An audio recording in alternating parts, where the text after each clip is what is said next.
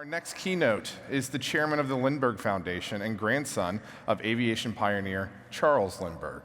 Erik Lindbergh is the co-founder and executive chairman of Vertigo Aero, which provides powertrain systems and engineering services to the emerging electric aircraft industry, as well as the co-host of the Lindbergh's podcast and on the board of trustees of X Prize Foundation.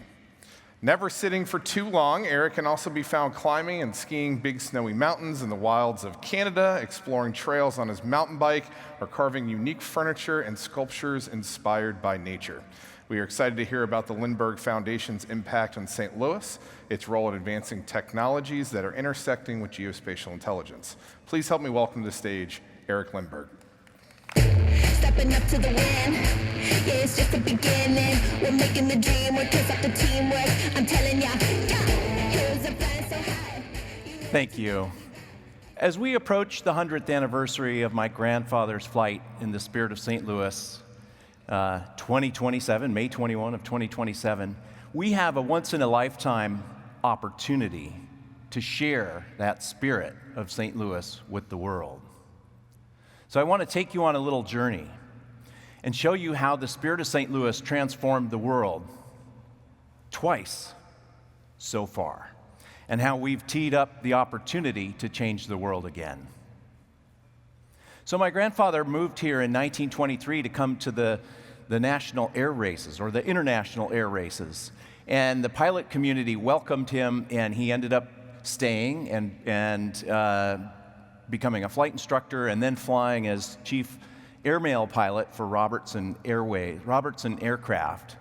And while flying the mail from St. Louis to Chicago and contemplating advances in airplanes, he decided to try for the Orteig Prize. This is a $25,000 prize offered up by hotelier Raymond Orteig in 1919, and it had been renewed. And my grandfather thought, if I had a modern, clean airplane with a reliable engine, I could win that prize and fly from New York to Paris. The prize itself was ingenious, very simple. So Orteig said, you must fly between the cities of New York and Paris nonstop in either direction, all other details in your care. And that created tremendous leverage. So my grandfather took his life savings, about $2,000, and approached one of his friends, Harold Bixby, who was a flight student, an aspiring pilot at the time. And Bixby rallied some of the local business people and the Chamber of Commerce, and they met at the Racquet Club here in St. Louis and raised the rest of the money, $10,580, the cost of the Spirit of St. Louis in 1927. And arguably that effort, led by the Spirit of St. Louis organization, was the most iconic branding exercise in Missouri history. And if you think about it, perhaps in global history, because radio had just spanned the globe nearly instantaneously in 1927, just before my grandfather's flight. Aided by a weather briefing by the predecessor of the NGA, he made it. He survived that flight from New York to Paris, a flight that electrified the world. And it shifted the world's concept of what aviation could do. Before he flew across the Atlantic, people who flew in airplanes were called barnstormers and daredevils and flying fools. And after he flew across the Atlantic, people who flew in airplanes were called pilots and passengers. And within 2 years, the number of airports in America doubled. The number of pilots in America tripled. And the number of commercial passengers increased by 30 times. That's not just an exponential change, that's a step change. And we got the golden era of aviation as a result of that change. And this is a map of today's commercial international flights today. What an extraordinary leap in technology. So fast forward to 1991, when Greg Marinac gave his friend Peter Diamandis, who was a astronaut wannabe, and he was frustrated. He had started a space launch company long before its time, and was a serial entrepreneur and was trying to learn how to fly, but he kept putting it down because he kept starting another business. And Greg said, just read this book. It'll get you really energized about flying. And when Peter finally got around to the book, the light bulb went off, and he said, oh, Lindbergh was flying across the Atlantic to win a prize. That's how I'm going to get to space, by offering a prize.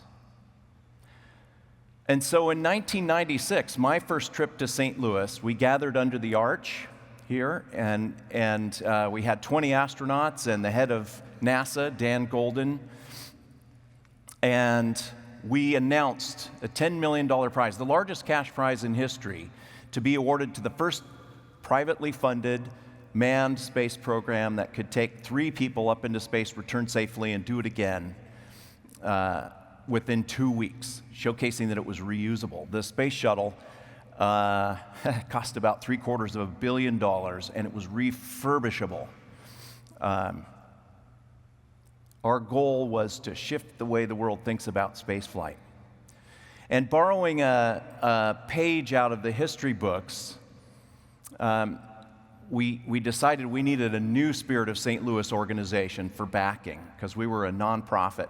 And so we got 100 people in St. Louis and around the country to donate $25,000 each to help fund us. Those backers created the burgeoning spaceflight industry that we have today. And I would say it sounds kind of easy, my recounting of this history, but it was not easy.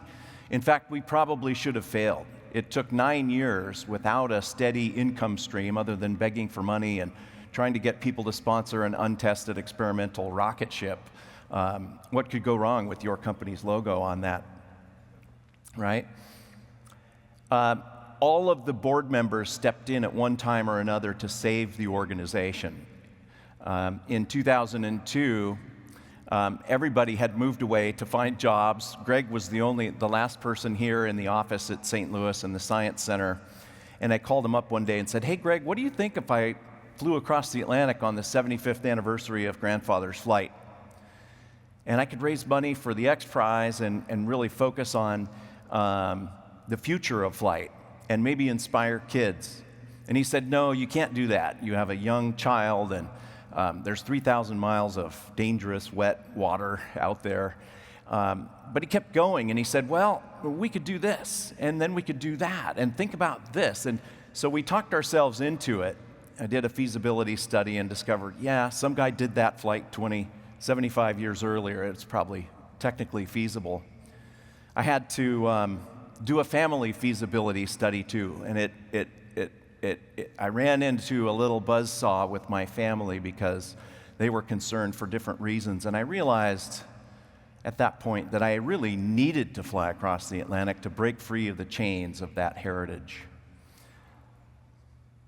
And that too was successful. We were able to raise $2 million for the X Prize, 500 million media impressions, that's before social media, and we were successful. In 2004, Spaceship One flew up, landed safely, did it again within 2 weeks, and here at the Science Center in St. Louis, we gave away one of those large checks, the largest cash prize in history, to Burt Rutan, who created Spaceship One, and backed by Microsoft founder Paul Allen, right there at the St. Louis Science Center. So St. Louis had an extraordinary impact on the future of spaceflight, and now Musk, Bezos, and Branson are vying for to sell you tickets to fly your CubeSats up into space. That's pretty extraordinary to be a part of a small team of people that got Spaceship One hanging in the Air and Space Museum next to my grandfather's Spirit of St. Louis, and their Lockheed Sirius float plane that both of my grandparents flew around the world and charted routes that we're still flying today. But we didn't just jumpstart the private spaceflight industry.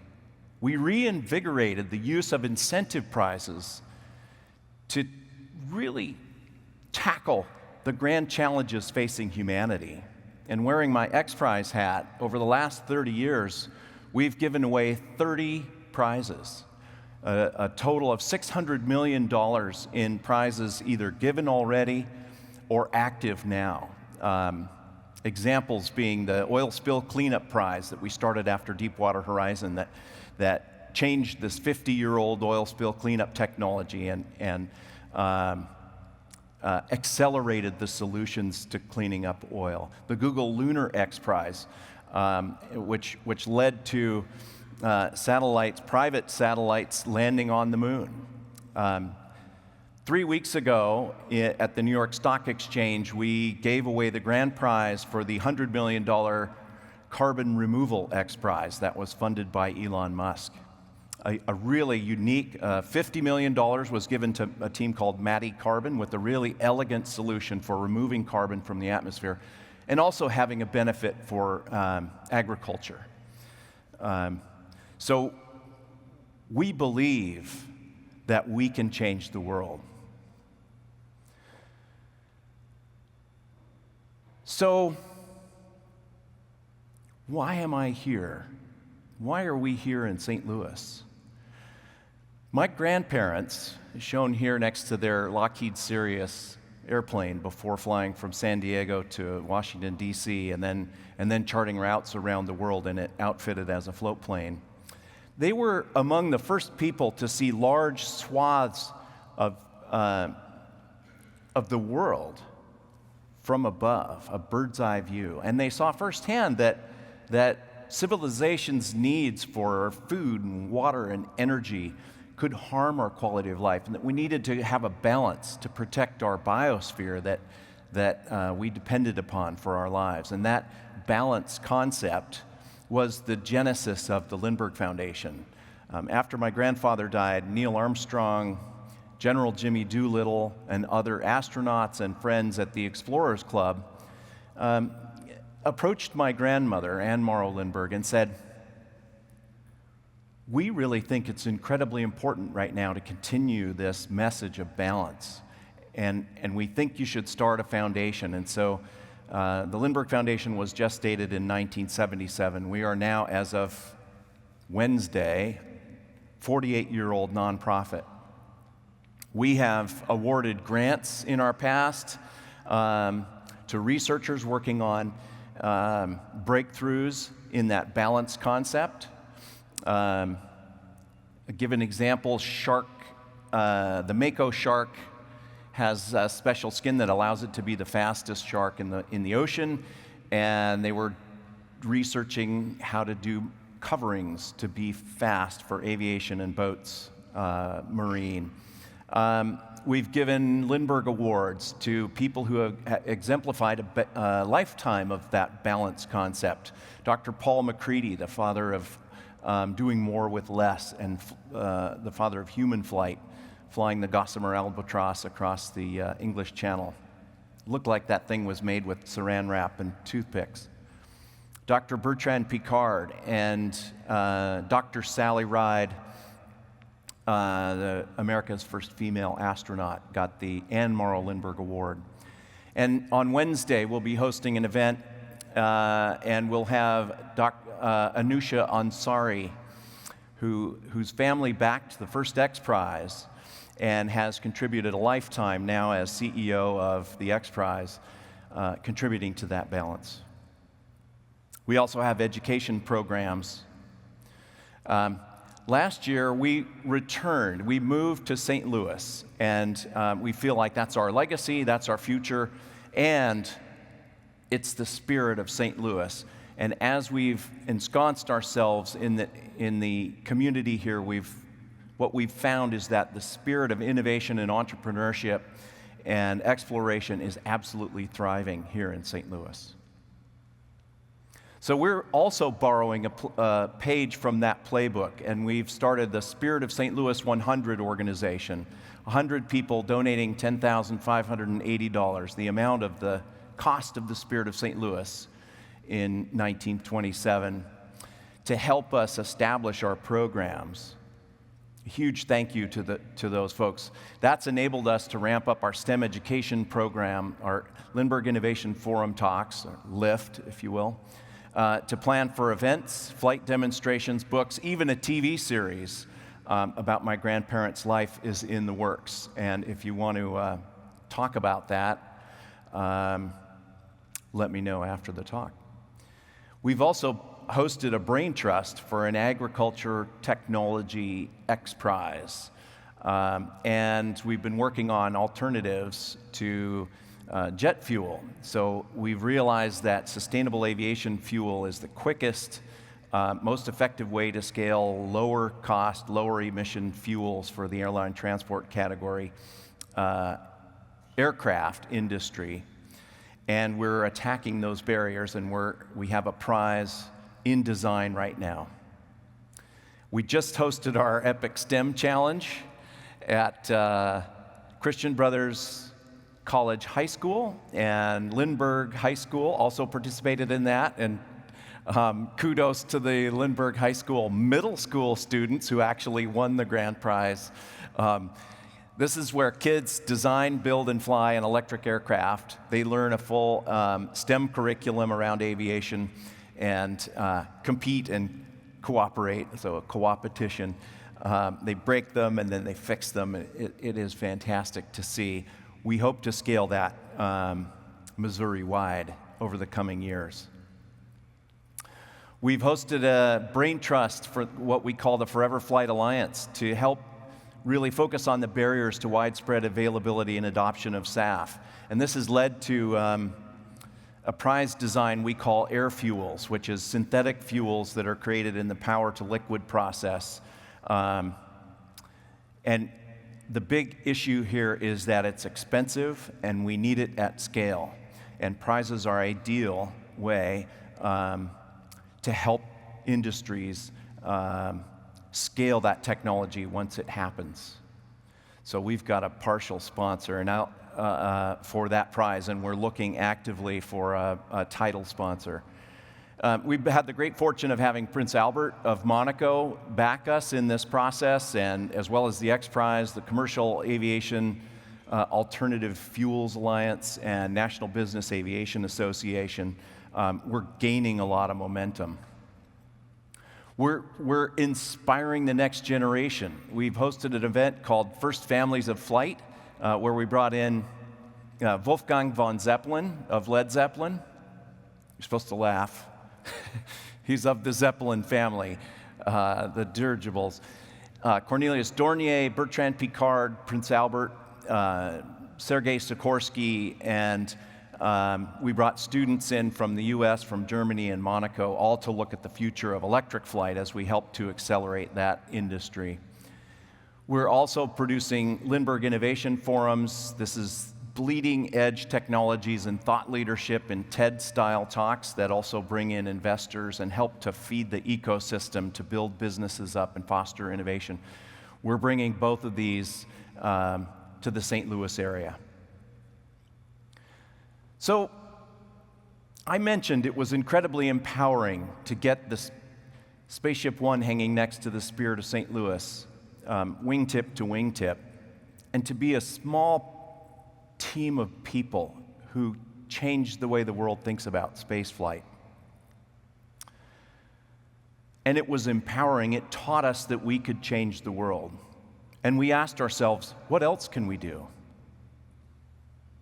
Imagine what a whole city could do if that city had a spirit that's alive here, a spirit like the Spirit of St. Louis. Could we create and fund the most impactful and audacious incentive prize ever? If we don't try, it'll never happen. The crux of all of our research in all of these prizes comes down to power. How do we power civilization while protecting the Earth? So we're investigating a moonshot on the scale of space-based solar power that can safely beam energy down to the planet and distribute that energy, which would give us line of sight to abundant, democratized energy, especially as our energy uses are increasing. The other one we've been contemplating, since we're in the heart of the agricultural technology or the ag tech community, is could we have a prize for fixing nitrogen with cereal plants, which would enable us to both feed and potentially fuel the world. That's the scale at which we're thinking we can attack. We have a lot of momentum. We met with Missouri Governor Mike Kehoe and all the senators, and the governor is joining us to visit the Paris Air Show in a couple of weeks, and the idea is to have them change the theme or set the theme of the 2027 Air Show. They hold it every 2 years, to the spirit of innovation, exploration, and aerospace. This is super exciting for a community like St. Louis to get behind and share that spirit, the spirit of St. Louis, with the world. We envision, after we celebrate the 100th anniversary and have these events, that we then travel around the world funding the Moonshot Prize and challenging the world. And then we gather on Liberty Island. If you remember, the spirit of St. Louis, the Statue of Liberty was a gift from France. And we gather with the great innovators and CEOs of our time, astronauts, first families of flight, and Hollywood celebrities, and announce to the world the results of our IPO roadshow for the planet to fund this prize. And then we take off in electric vertical takeoff and landing vehicles and fly to JFK, where we board charter planes that take us to the opening day of Paris Air Show, land and make that announcement also in Paris. That is the vision that we're striving for. The only way we'll be able to realize this vision is if we can energize this city and really build a machine that can emanate like those ripples of my grandfather's flight and the ripples of the X Prize Foundation and the ripples of the grant recipients that we've given in the past, and build that into a machine. To do that, we're creating a bipartisan commission. We're calling the Spirit of St. Louis 100 Commission here in St. Louis to help the St. Louis community understand how they can benefit from these programs and celebrations and events that we have planning. So let us know if you want to be a part of that. We obviously have our Spirit of St. Louis 100 donors. That's helping us to build and solidify our organization. And we also need ambassadors to tell the story. Hey, this is cool. Check in with the Lindbergh Foundation. We need all the help we can get. We're a small public 501c3, not a family foundation. This is a journey I want to take. I'm committed to taking, and I'd love to have all of you join with us. Thank you very much. Join me here for a couple of questions as we go through and we finish up our session here. So you mentioned 1927. I think that's coming around the 98th anniversary for this year. Any plans for the 98th anniversary? We're having an event at the Racquet Club on Wednesday, except that the Racquet Club was hit by a little tornado that came through St. Louis. Is there a plan for the 99th? Is there for next year? There is. So save the date for May 2021. That's the anniversary of my grandfather's flight. The 90th, where we're going to focus the theme on my grandmother, Anne, and her contributions both to aviation and to writing and bringing the world along on these flights. Her books, North to the Orient and Listen to the Wind, changed the way people thought about the world and started the globalization process, I think. And also focus on the 99s and the Women's Air Service Patrol, pilots, a very under-recognized role of women ferrying bombers around the country during World War II. And I still remember 2002, there was an excellent History Channel series about the 75th anniversary flight. You took it. It was well documented. It was certainly after September 11th. It was a way to rally the nation going forward. Can I ask for the 100th anniversary? Are you looking to do another flight? Doing that flight, my first trip to Europe first trip to France. I flew myself. That was kind of an extraordinary journey. As I mentioned, I had to sort of understand if I could fill my grandfather's shoes, and of course they're unfillable. What I realized was I could walk in his footsteps and sort of break free of the chains of the negative chains of my legacy and my grandfather's legacy, and do it to help create the future of flight and really send a message to kids who are facing adversity that they might get a second chance at life, because I got one. But your question really was, am I going to fly across the Atlantic again? Decided I didn't need to do that again solo. I'd love to fly with someone. It's kind of lonely out there. And so I've been looking at different designs. As a foundation, we're planning on charter flights from San Diego to St. Louis to New York to Paris, and then, of course, this big IPO roadshow for the planet. If that all comes to fruition, flying from into the Paris Air Show. But we've been looking at, so my day job is hybrid electric propulsion systems, as you mentioned, for the new advanced air mobility industry. And if we could put one of our propulsion systems into an aircraft that would fly across the Atlantic easily, we would have been preparing for that.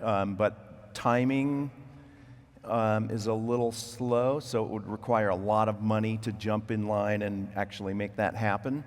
So we haven't quite pulled the trigger on something like that. But I love the idea of putting our VH4 turbine hybrid propulsion system, which represents sustainability and a leap forward in aviation technology, and using that for a New York to Paris flight, and putting it on floats and retracing those flights with my grandparents. I think that would be an extraordinary journey for me personally. And what we could do with that, I don't know from a NGA or GEOINT perspective. Could we help there? I'm not sure. That's an unrealized journey, but there I've planted a seed. If any of you would like to help bring that to fruition, we'd love to talk. You mentioned second chances. I will be bold and to say I'm sure having the Lindbergh name cannot be easy. I had to do my own research, and from your grandfather, not only a Medal of Honor recipient, not only a Pulitzer Prize recipient, but also the first ever Time Magazine Man of the Year. That can't be easy shoes to fill. To talk more about your life of being a Lindbergh. How has that evolved, and is there has there been second chances in your life to be able to do that? Oh yeah, absolutely. I think biographer Scott Berg, who also won the Pulitzer writing about my grandfather, a book called Lindbergh, states that my grandparents were the most famous people on the planet for about 10 years straight. And that had it took a tremendous toll on the family and on my grandparents' personal life as well, with well-documented things. So I think the family kind of shrunk from the public eye. So that was our MO, was to avoid things. And for me, it really a way we grew up. People didn't know about, when I went to flight school, people didn't know. And I would tell them if they asked, but nobody asked. It wasn't until almost all the way through flight school when one of my flight instructors asked me if I was related, and I said yes. And they were kind of blown away. And then my flight instructor, when I was getting my flight instructor sign off, FAA examiner, said, "Lindbergh, really?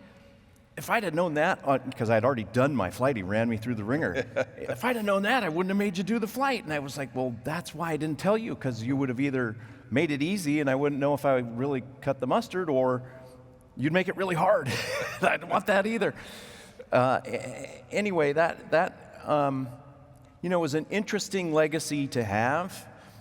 You can read about it. There's a book called A Convenient Villain that's just come out about my grandfather and how he affected World War II, maybe shortened it by a factor of a year by by getting the budgets approved for high-power liquid-cooled engines, something weird that nobody knows about, but he was able to be one of the most effective spies in history in helping change the outcome of the war. And there were other factors too, but you sort of come to a point where when I turned 21, I was an athlete. I had a whole sense of self that was physical. I was a state champion gymnast. I climbed and skied Mount Rainier. I had boxes full of water ski trophies, and I thought if I got stuck behind a desk pushing a pencil, because we didn't have computers when I was young, I would kill myself. But when I turned 21, I was diagnosed with rheumatoid arthritis, and by age 30, I really couldn't walk. I had eroded all the cartilage out of my knees. And I got another chance at life. I had total knee replacements and then started taking a breakthrough biotechnology drug that gave me another chance at life. And I really didn't realize if I would get a third chance at life. So that really helped to push me into the most taboo thing I could have done from a family perspective, which was to walk in those footsteps of my grandfather and fly across the Atlantic. And when I sort of shed that, it helped the family to sort of release the burden of that legacy in some way. And it allowed me to help change the world with the X Prize. And we continue to do that. I think I just have had this extraordinary journey where I don't know how old I am gonna get. And now we have the 100th coming up, and this may be the last big effort I have at creating meaningful change on the planet, and I think I need to take it. That's wonderful. One of the questions that came in, speaking about how to help, you mentioned certain donors, you mentioned events that were coming up, but how can the average person out there, either from students, from residents of St. Louis, how can they help you? How can they help the foundation? How can they participate in the upcoming 100-year anniversary? I think go to lindberghfoundation.org. It's not current. Did I mention we're a public 501c3? We've got about half a paid person on staff and really energized working board and another 20 volunteers. We've got all these partnerships with the Lindbergh School District, the Missouri History Museum, the St. Louis Science Center, Prince Albert. Yeah. What we're doing is rebuilding or pivoting after 48 years and building towards a brilliant future. All organizations have to do that, I think, or you're forced to, or you're disrupted in some way. And so what people can do is get on our mailing list on our website, then you'll get invited to events. Contact us personally if you want to be an ambassador, if you want to think you could have input into the formation of this commission. We need people who know what's going on here in St. Louis and say, well, we want to take advantage of this. As St. Louis rebuilds from this tornado and whatever else happens, we have to be resilient. And to be able to showcase that in St. Louis to the world is the opportunity. So we just want to help enable that. And of course, money helps because we have a travel budget and we need to